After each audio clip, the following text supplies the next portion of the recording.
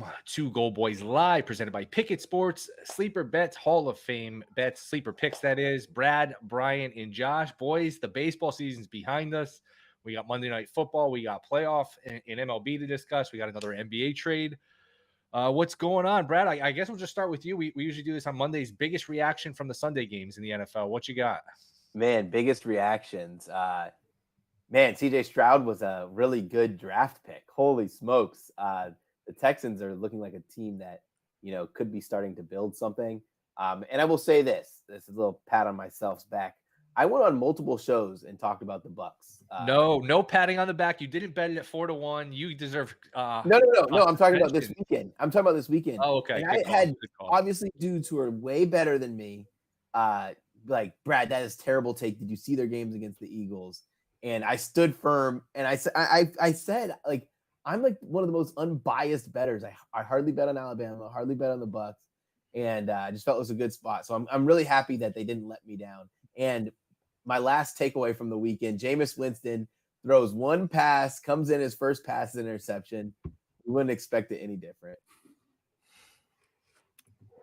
I have to ridicule Brad because we were on Tuesday after the Monday night game. Brad's like, I was impressed with Tampa, even though they got blown out. I think they can win the division. Then we're talking division odds. It's like plus 400. Is that enough for your bet? He's like, nah, not enough. And now I don't know what the price is. I'll pull it up here in a minute.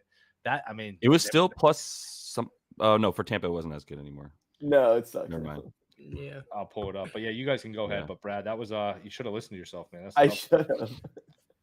Yeah, so my biggest takeaway was kind of like a lot of these guys are who we thought they were, these bad quarterbacks, and that's where a lot of my targeting went, was like Mac Jones versus the worst or the best pass defense in the league. That seemed You're right about that. Yeah, a pretty big layup. I talked about that on the show a couple of times. And then like Kenny Pickett, same thing, picking the Texans, 3.5 was too much. I rode with you on the Bucks as well, Brad, because maybe like Baker is actually competent enough with a really good defense to win a really bad division. And also the Falcons are who we thought they were. Desmond Ridder, another fadeable quarterback. Whenever you just get a dude, he looked terrible, awful, and you get a dude like that who you can just single coverage everybody and do whatever you want with every other player. That's a gold mine, even if you do have 9 amazing running backs on your team or whatever they've got. Bucks won plus 65 in the South. They are the short shot. New Orleans plus 175, Falcons plus 220, the winless Panthers 40-1. So you got basically 3 teams where Vegas is just like, I got no idea. It's a big shoulder shrug emoji. Do you say the Panthers are 4-1? 40-1. 4D-1. Got it. Okay. Yeah. Well, if you want to get the Bucks back to 4-1, you take Bucks, Lions, Chiefs all to win their division plus 5-1. Yeah, that's right. I've done that so many times with the Niners and them, but go ahead, Brian. Yeah. I was gonna say my biggest takeaway might be one that Will might not even like, but am I wrong? The Cardinals don't look that bad. Like, I know the score says one thing, but they were in that game for 3 quarters. I mean, they've been in every game. I know, Played very well. I was watching it because I faded Joshua Dobbs' longest longest completion, and he had 2 35-yard passes, and I was surprised that the Niners have not allowed any air yard passes of 20 or more yards. 2 in one game, but the Cardinals was very surprising to me. But he was putting the ball in good places. They were in the game. I mean, Christian McCaffrey. They had no answer for him. But even with him running all over the place, it felt like there was a chance where they got that touchdown. They went for 2. They could have brought within 3 in the third quarter.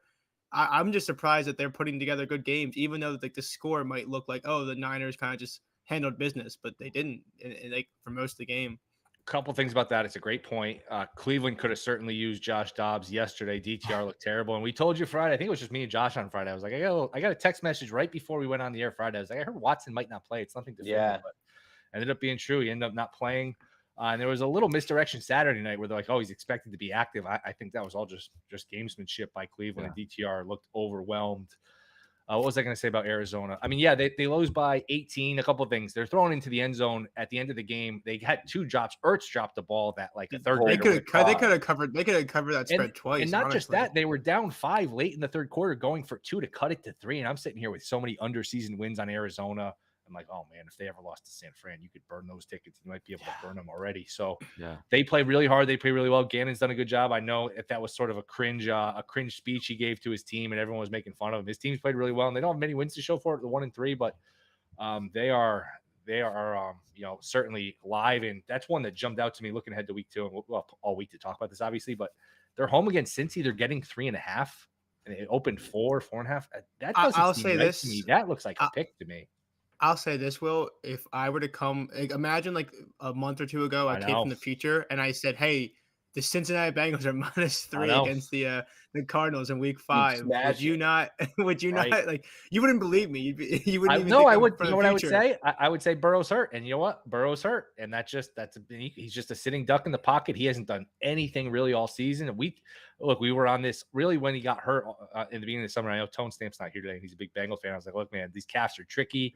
You're either going to rush back or there's re-injury. And you're damned if you do, damned if you don't. Because if Burrow sits out 2-3 weeks, that everyone, all the Twitter doctors seem to say, hey, you need to sit out a few weeks to get this right. Well, if you're 1-3, if you come back, you're done. And if you play through it, you're not playing while you're done. Like, they just seem done to me, and that's a lot. Yeah, what's annoying about that team is like all this hype of Burrow had his best week of practice. He looks healthier than he has all season. He looked over it. Like from I don't know, the first quarter on, he was like, I'm over it. But I do think the landscape of that game changed by not going it for fourth down from the 2-yard line. Like that was really, really scared to go to kick the field goal right there. Because if you score a touchdown right there, the entire momentum changes. Even if you get stopped, you're stopping them with a short field. They're going to run the ball. You can just load the box. Yeah, but I mean, that's true, but there's a bigger picture, and that is Burrow. I mean, some of the advanced stats on Burrow, and now Higgins is out for a few weeks. Yeah. Higgins is out. With Chase is pissed off. Jamar Chase is pissed. They asked him, they were like, are you feeling like you're able to get open and they're not fine? He goes, I'm open on every fucking play. And then he quickly apologized. Sorry for swearing. He was polite about it, but yeah, he's great. I love him. Well, but if you ask the top wide receiver that question, that's what they're gonna say. No one's gonna show the second part of that locker room talk. I don't think I've seen one major outlet that's not from the Bengals show the second half of that interview where he actually did apologize. It's just a 3-second clip of him saying that. And he immediately apologized as soon as the F-bombs out of his mouth. He's like, sorry for swearing. Yeah, it wasn't funny. Wasn't malicious. My big takeaway. Go ahead. Oh no, go ahead. Well, I didn't want to interrupt you. My big takeaway is we are all fucking insane for betting on this sport. Absolutely insane. Mahomes up 3, slides at the 1. Look, that's not a bad beat. That's football. That was a smart play. But just add, like we mentioned, Arizona drops a couple balls in the end zone to not cover. The Chargers pick off a ball. Typical Charger game, down 7. It looked over before, but they went for it again on 4th and 1. I know, but down 7, they intercept the balls. It looks like the Raiders are about to tie it. And instead of running it back to the house, was it Samuel who slides with? Look, the Raiders still had a timeout and the 2-minute warning. Like that game was far from over, and he slides. We are all insane for betting on this. Nobody knows anything about this sport. Look, I bet it. I'm going to keep betting it, and there's value to be found. But my goodness, when it comes to like sides and the point spread, my goodness, just flip. I'm down on the season. Like I know it's early, it's only 2 units, but like I've literally hit a plus 2 plus 350 bets. And I'm still down. God, the NFL is so frustrating. Well, how about the Chiefs are up 17-0, and we're all laughing at the game. It's going to be 40-0. You blink, you take a nap, or you go and get a beer or something. And it's 20-20. Like it's 20-20. Like there's a couple to me. Things, Nobody. though. You can sit here and explain this. Like if you can figure out this league, I feel like this with NBA sometimes in the regular season. Like good luck figuring this league out, man. Good luck. Yeah. I mean, the Chiefs don't cover. I know they're coming off a 41-10 win, but it just feels like they just don't cover. It's just something they haven't done in the last 3 years. And then everywhere else, I don't know. I had a good day yesterday, so I'm coming off of feeling like a couple of things that I'm eyeing are which teams can actually move the ball and which teams can't. I really do think first downs, if you're watching games like the Rams were a team that I was on yesterday and the Bengals were not because of the week before, it was like that was such a fluky win. The Rams were moving the ball. They turn it over twice inside their 40. There's a couple things week to week that you can go. It's not a guaranteed recipe for success. It's just it is a week to week basis. And if you do have the odds of being able to, in your favor of being able to fade a guy a quarterback that can't move the ball down the field, you've got a guy like Stafford against Anthony. You know what I mean? There's just those little matchups that I think who can move the ball and who can't is just such an important stat because there's not that many good quarterbacks in the league right now. I just think if you're sitting there at 17-0, you told somebody, your buddy next to you watching the game, hey, it's going to be 20-20 in half hour. Like, what do you mean it's going to be 20? And you're so at the mercy of the refs. And look, ref Twitter is really exhausting. There were missed calls on both sides. That should not have been a safety on that face mask because the face mask was before the end zone.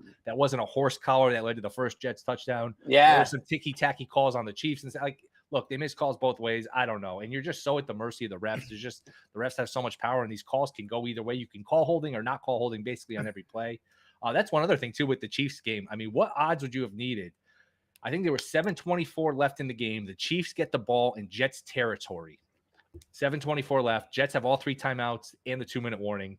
The Chiefs don't score and the Jets don't get the ball back. It is very hard to run out the clock in that scenario. It just they threaded the needle perfectly where you didn't see the ball back. And you knew that was going to happen. So if you needed more points for a total or over, or you needed the Chiefs to cover a certain number, like you needed the Jets to get the ball back to have your shot. Like 8.5 was pretty dead because they weren't going to score a touchdown. They were always going to do that. Yeah. So you needed the Jets to stop them, get the ball back, and then either you get the 6 points if you're if you covered a tease or something like that. That was the only hope at the end there. Yeah, well, 7:24 though. If you're on the other side of the 50 at 7:24, it's not like there's 3 minutes left. Like that's still almost half that's half the quarter left. Like it just broke perfectly where every third down, like every time they get a first down, it was on third down and they go backwards and they go forwards again. It just it broke perfectly. The odds of that are like, I don't know, triple digits probably. Like the fact that hey, you can run out this whole clock. You're not going to score, but you're not going to give it back. Like that's nearly impossible to do with like half the quarter left. Plus, you're on the other side of the 50. It's not like you're on your own 2 and hey, you just go 80 yards and the drive goes nowhere. Like you're on the 47. You could hit one play like you're in the red zone, and then you have to give it back. Just crazy how it worked out that way. Yeah, I was gonna say like in that regard, I'm glad you said that, Josh, a little bit where it was kind of already dead. We can move on after this, but my closing thought would be.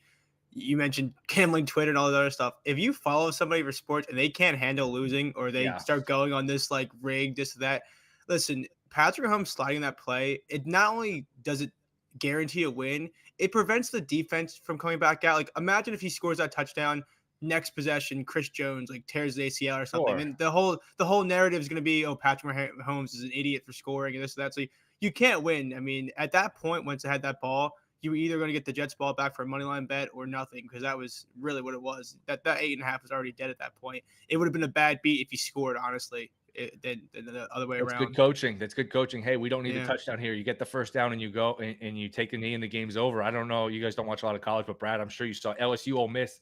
Lane Kiffin had no idea. He scores a touchdown. You could have just gone down at the one, kick basically an extra point. LSU doesn't get the ball back. Now, then you're sweating it out where like LSU was thrown in the end zone. Was it last year? Was it last year or 2 years ago? Nick Chubb didn't do that, and they ended up losing. The Jets last year. Yep. Yeah, it was last year, right? Yeah. So I mean, you can't really complain about. I mean, you can, but like once you start getting into these tweets where you have I know. 100,000 followers and you're like a respected person in like quote unquote industry, and you start doing that stuff, it gets really dicey. Did somebody do that? Did somebody with a a lot of people have been complaining. Sometimes I feel like it's a bit, right? Like doesn't it feel like they're just like you would hope playing for their audience. Listen, I'm a guy who bets on soccer, and I bet on soccer in like freaking third world countries. I've seen some rigged stuff. You better believe the NFL is not going to rig some stuff and risk their reputation. They make way too much money to care about rigging a game. Like the sheer fact that people even bet on this sport, it's the tightest sport to bet on. They're doing just fine. Yeah.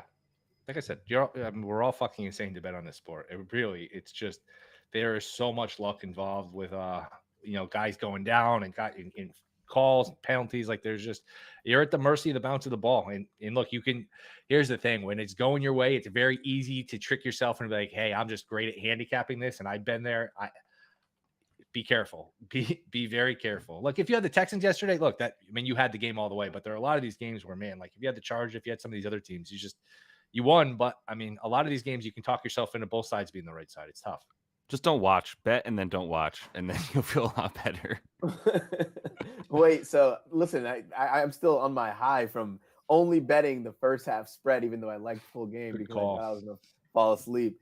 It even got sweaty at the end. It got sweaty. Like I was comfortable. We were up 17-0. I was already snuggled in my blanket. Like I had the water set up for the night. And then halftime hits, and then I literally did pass out at halftime. But I had to rewatch what happened this morning because I just see Twitter going ape shit for like, what did Patrick Mahomes do? And then I saw one guy complaining because they had a Patrick Mahomes touchdown ticket. I think that was stoned. I was like, that's brutal. That's brutal. It's tough. It's a tough business. It's a tough business.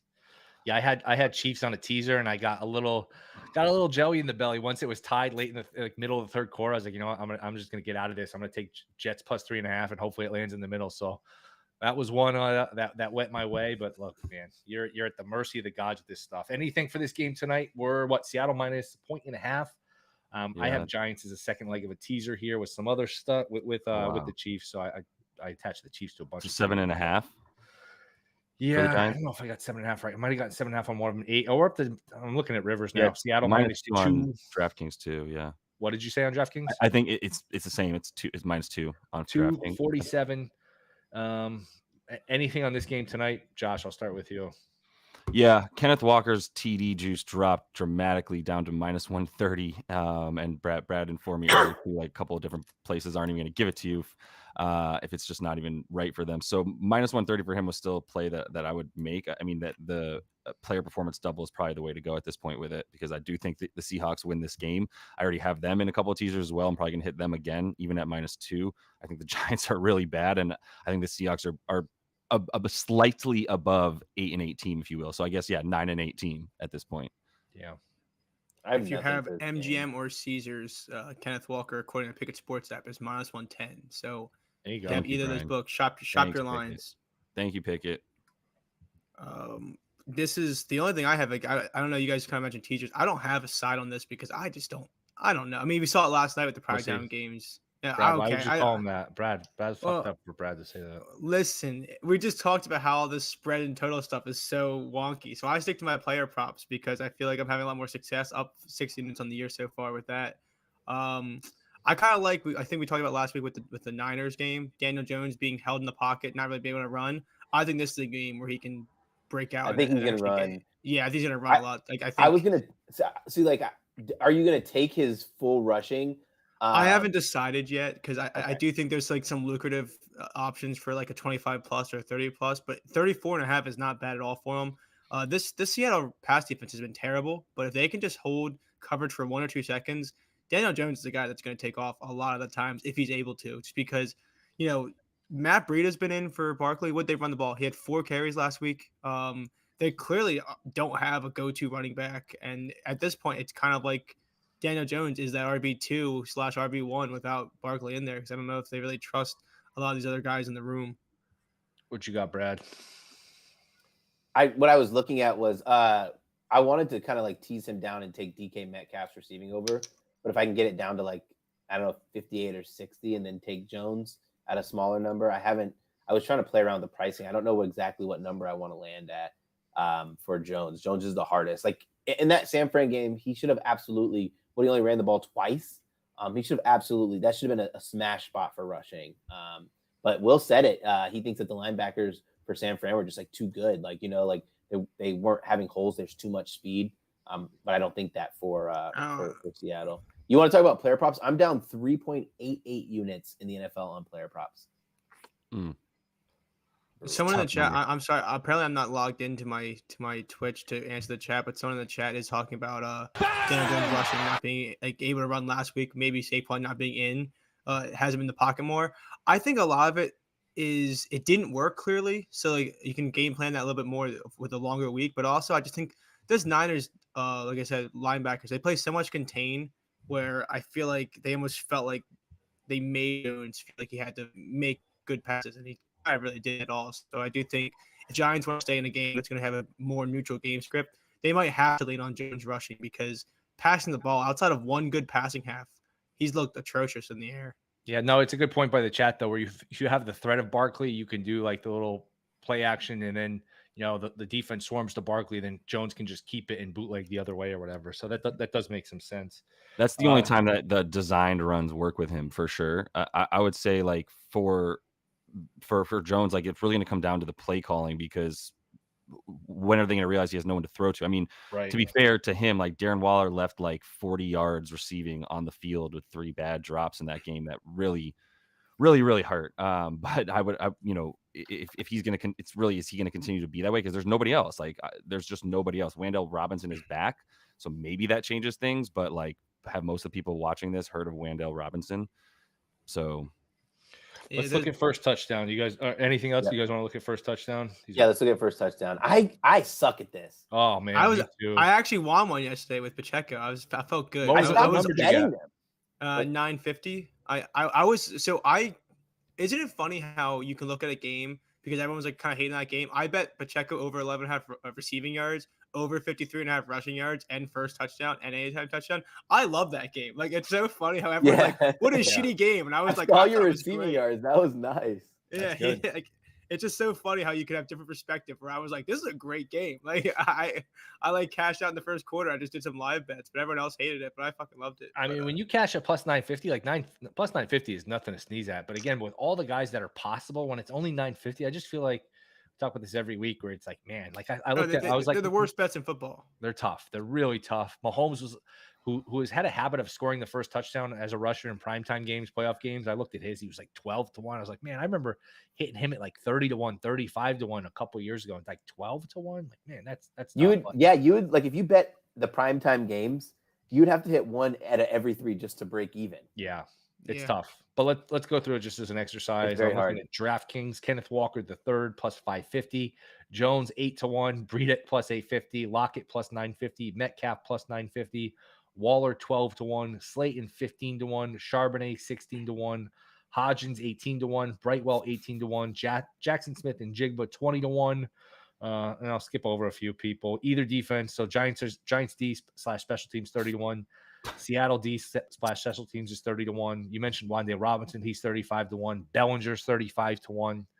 Anything jump out to anyone there? I'll just go around the horn. You had to make a bet on any of these guys. What's the best number, Brian? Give me Darren Waller 16-1. Okay. I'm looking at Pickett right now as well. Good. So good Pickett has that's what I was going to say is I want to bring this. I might be cheating because I know you gave the odds, but he is 900 on Caesars and 1600 on MGM. So at 1600, I think shopping. It's not cheating. Yeah, I think that's going to be. I just think I mentioned a little bit how bad the Seattle defense is in the past game. I think 16-1 is a good look there. So that's who I'll be taking, him or Charbonnet, the classic ball hawk at the vulture. Every prime time it's always like, and the fullback scores. Yeah, it's crazy. It's really crazy. What's your best? Like I have this for college, but I end up so some have a computer. All my websites had deleted for NFL. My saves. What do you guys use for red zone targets? You use Player Profiler, or do you guys have a better one? No, I use Player Profile, but you can even just use Pro Football as well for like red zone or even lineups stuff. HQ or whatever it is. Lineups like there's a bunch of the red zone targets. I'll just text them to me later or something. Yeah, but Player Profile kind of the go. Player Profiler is a little too slow for me when I use it. Yeah, and like all of my freaking bookmarks got deleted, so I'm just like adding some back. Big shout out for Player Profile, by the way. They're kind of the goat, even if the website takes a second. Oh no, yeah. Like, but when I'm like game's about to start, this player is out, I'm like, crap. Yeah. But like if I'm studying like in advance, they're really impressive websites. Yo, so Will, to answer your question, I do kind of want exposure for both teams. So like I think Kenneth Walker is just easy. Like dude is probably gonna walk backwards into the end zone at some point in this game. So I think you get exposure on him. And then I did like the Darren Waller pick, but I'm going to go even further since I already brought him up and said Wan'Dale Robinson at 35-1 on DraftKings. Like, I think he's the best option outside of Waller on the Giants. And honestly, Waller has like 2 red zone targets. So I think 2, Wan'Dale at 35-1 is probably a pretty nice sprinkle, actually. He's going to be a huge target. Like he gets. I'm pretty sure the Giants have like what is it Campbell that has like the most targets for them? It's but he does, his ADOT is like 5. It's like -5. Yeah, it's like the weirdest thing. And Brad, you remember Hyatt from college? Like he's a home run hitter. I could see Hyatt, but again, you're talking like what 3rd, 4th receiver, 28-1. Yeah, and not getting targets. Like that's the scary part. Like you need him to have. That's what I'm saying. I think Wan'Dale's getting the best juice. Yeah. What do you have, Brad? Here, I'm gonna go with DK Metcalf. I just feel more comfortable betting Metcalf. Not a bad bet. I haven't looked into it too much. Is Jackson Smith and Jigba at 20-1? Is he get enough targets? Am I missing something? That seems like a long he doesn't number. get a lot of targets. He's not even on the field a lot, I don't think. Yeah. That hurts. It's hard to score a touchdown when you're not on the field. It's so funny because we talk about how it's always the most obscure people for the primetime games, and it's like you want to follow that philosophy, but like at the end of the day, we kind of talk about these are all fun bets. They're not really like super, valuable bets you're going to take. There's nothing more humbling than taking a guy. It's like, yeah, I took I took Bellinger first touchdown. It's like, where is he? He's on the bench. It's like Yeah. there's nothing more That deflating might to be be on on the you for 5 taking yard. Cody Bellinger. Yeah, I saw somewhere where like JSN like just doesn't play in 2 receiver sets. Like Yeah. that sucks. You figure though the talent they picked him so high, like he is a mega talent. Like I don't know, that probably be my 20-1. But again, Put Alec Riley down in the chat for Danny Dimes 8-1. What's the number on FanDuel? on yeah, it's 8-1 on DraftKings. That's He's- first. That's Wow. first. Anytime for Daniel is plus 125. Wow. Daniel yeah. Jones. we don't really only talk won politics one on the show, but I would primetime vote. game. I would vote for whoever would fix these touchdown prices and make them more bettable. Facts. I don't care what your other policies are. I don't care what party you are. If you can fix the touchdown market and make it bettable, I Yeah. will vote for you. Well, I will say like the last PS, I kind of mentioned it when I mentioned the Waller thing, but yeah, that's why it's so important to shop the lines. If you're telling me that one person's 16-1 and one's 9-1 on different Right. books, it's the most important thing to shop. Yeah, Like, that's Insane. literally it. 100%. So you almost hit Danny Dimes on FanDuel on principle right there. Yeah. All right, we all. I mean, Yeah. I think Seattle probably wins the game. Anyone else? Giants have Daniel Jones has only won one primetime game Been and bad. 13 tries. That's He's been bad at crazy. home too. He's for whatever reason. 0-6 on Monday night. Seahawks have won the last 5 at MetLife. Like, the Seahawks always beat this team, and yeah, I'm out. Honestly, it was that I was telling Will it was that Lions game. I watched it and I was like, why did I need this to remind me that the Seahawks beat the Lions? The Lions are a good football team. The Giants are not a good football team. This is not that hard. They're on different tiers here. There's a full tier between them, in my opinion. Yeah, I think we're gonna see a lot of late steam in that number. Yeah, I don't think we'll get to 3. I think at 3 pros. I think we get to 2.5, right? I think at 2.5 that would probably be it. I don't think if we got a 3, I think it wouldn't last long. We're running out of time here. Maybe we'll save baseball for tomorrow. It was kind of an anticlimactic end of the season. The Rangers gagged away the division. Let me give out a baseball play since I'm not going to be here. Oh, go for it, man. Tomorrow. I'm taking the Marlins Phillies series to go 3 games at -110. Okay. Damn it. Let's just get the Phillies to sweep that. Let's just keep that. I think the Phillies series price. Phillies -200. Both pitchers. I actually broke this down pretty like both Marlins pitchers 2-0 against the Phillies. Both Phillies pitchers 1-2 against the Marlins this series. But in two of the games, I have the 2 pitchers for the Marlins. The Phillies racked up runs, so it's not like they went out there and pitched gems. Like the Phillies had I think in one game had 7 runs and 6 in the other. That'd be a good series. I'm deathly afraid of this series just because I'm almost more rooting for any other team because the Marlins just always seem to find a way to beat the Phillies. They have a 7-6 series record this year. I don't know, just you don't want to speak as like a person with anecdotes, but it always seems that the Marlins beat the Phillies.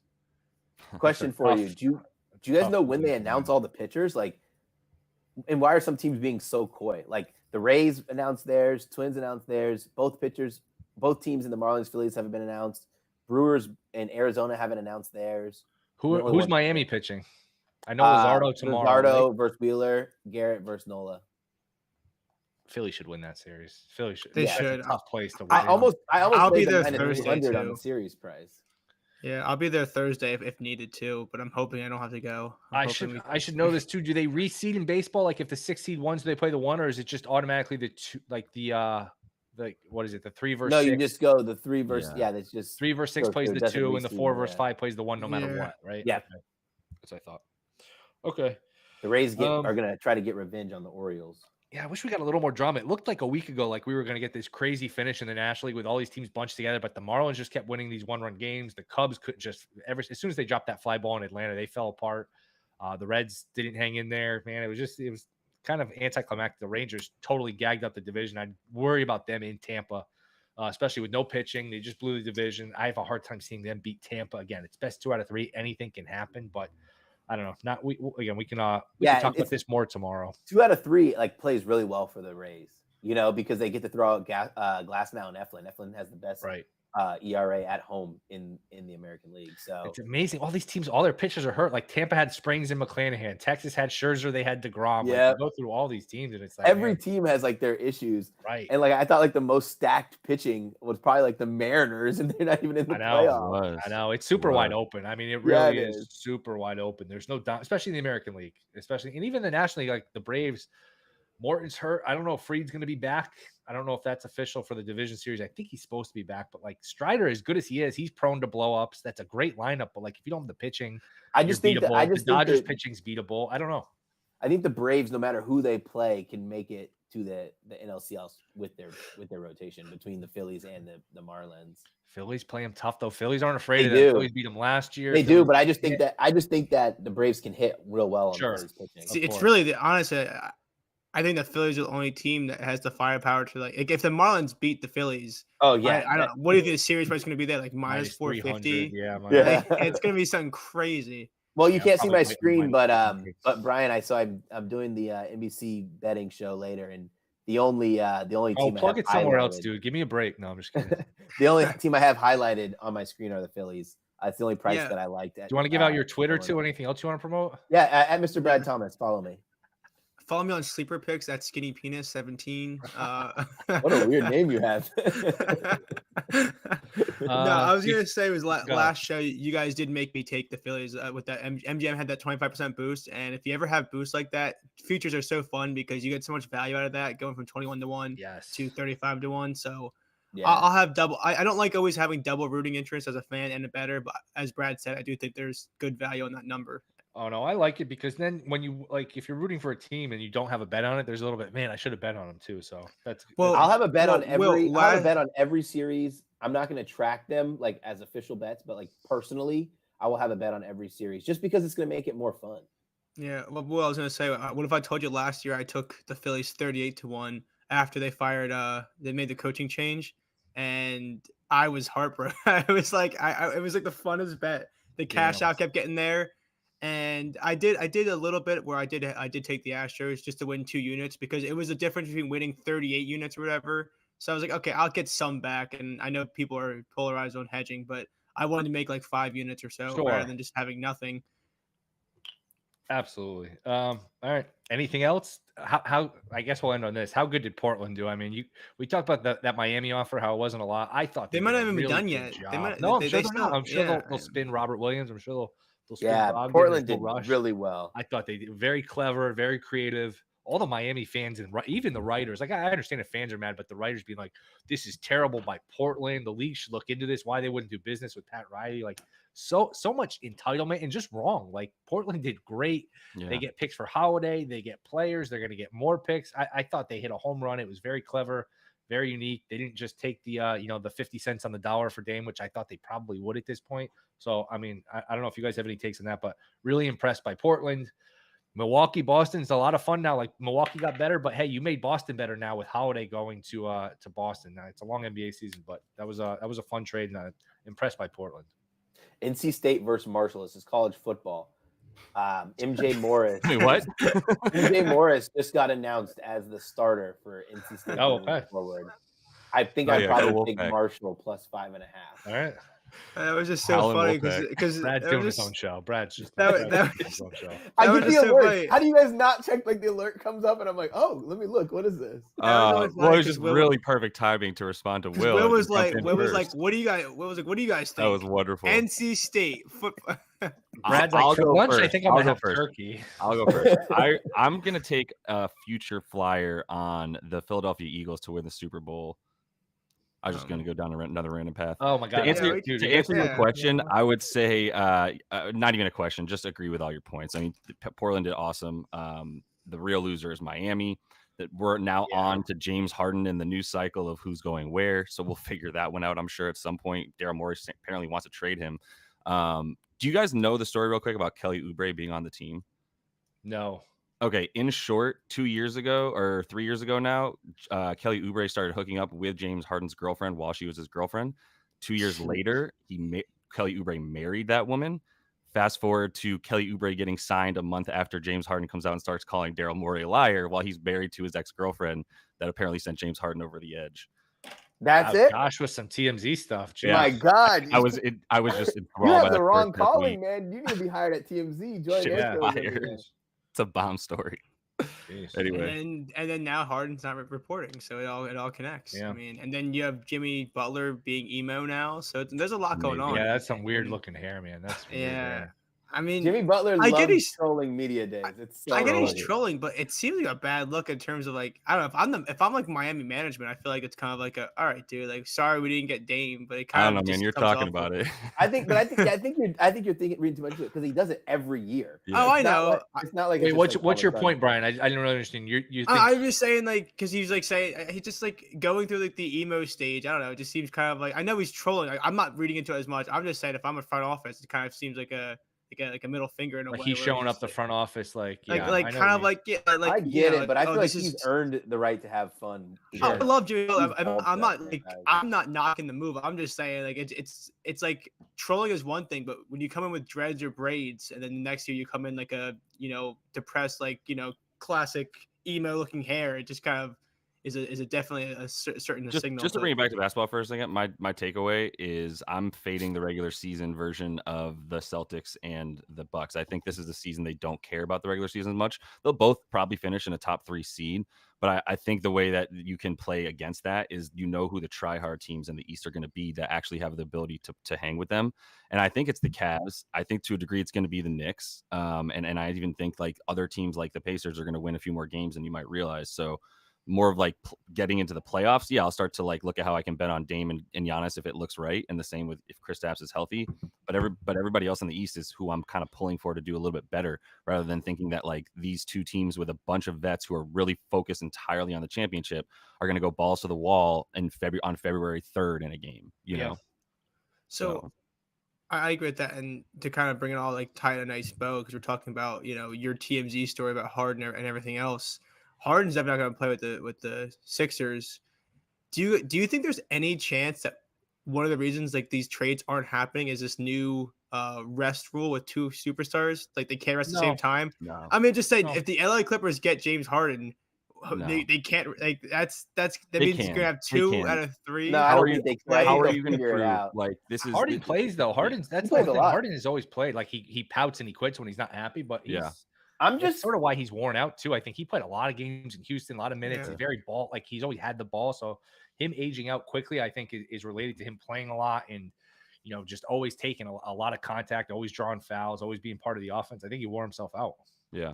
I'm just over like players demanding to go to a specific team. Like, Yes. we should like do something. Like who's we? I'm not we. They should do something about it because it's like. Well, this dude, was good. Dame didn't get his way. This was good. I thought. Yeah. Yes, This it's is a really W. good.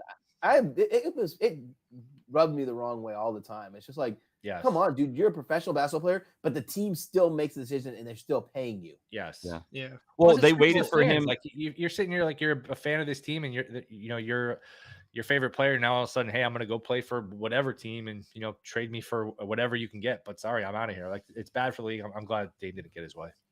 Yeah. I mean, the Blazers waited until he opened up that list to 2 more teams, and apparently that was like included Milwaukee at that point. So and even Brooklyn, I believe, was the other team. So like once that happened, then they were like, great, all right, we'll figure it out with whomever we can, and got the best package. And so yeah, Sure. it was a well done job by the GM and Cronin.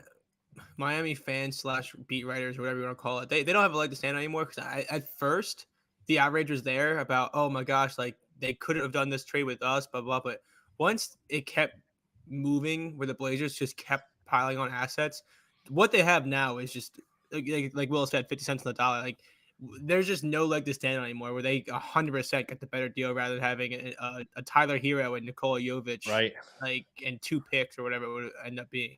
I think it was on the Simmons pod. He had Rosillo on there talking about this trade. Like if Hero was so valuable, which Miami was trying to sell everyone, hey, you should take Hero. Hero's great. Like Hero's a decent player, but if Portland didn't want him, what Miami should have done is spin Hero somewhere else for picks, take those picks, and then come to Portland with like 6 or 7 picks. Then all right, maybe we're talking, but they never did Which that. just shows that there's probably 30 other teams that said, oh, I don't want to do this 3-team trade that Right. involves Hero, which is, if he's so valuable, why wouldn't someone want to be Right. a part of that 3-team trade? 100%. Right. All right, boys, we can wrap on that. We Yep. covered a lot. We'll be back For sure. tomorrow, noon Eastern, talk some MLB playoffs. So Brad, Brian, Josh, great job today, guys. Thank you to Sleeper, Pickett, Hall of Fame Bets. Appreciate all you guys in the chat. You guys always make it fun. So be back tomorrow. Good luck with all your plays. See you then.